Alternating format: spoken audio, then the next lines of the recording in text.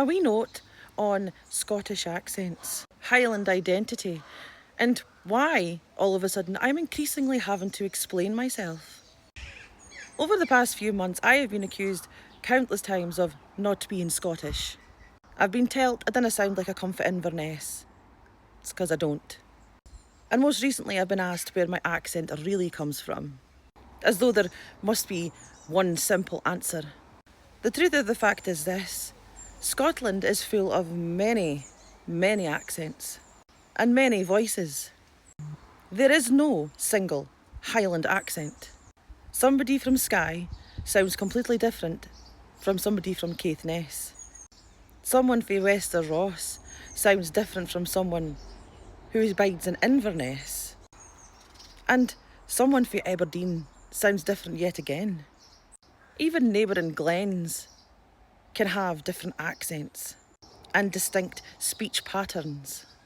You see, accents are shaped by family, community, migration, education, work, and the folk we spend our lives around.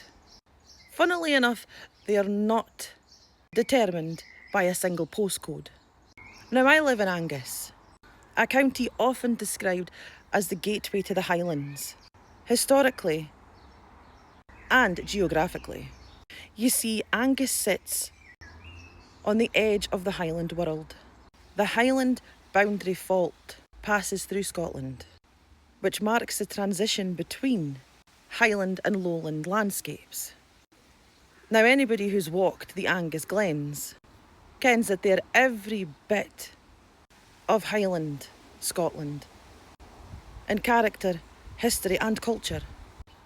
Now, my own family roots lie in Aberdeen and in the Orkney Islands. Add this to a lifetime of listening, learning, storytelling and living in different places. What you're hearing is simply my voice. And as for my name, the Highland Scribe, it was never chosen because I have a particular accent, nor because I pretend to come from Inverness. It reflects my work.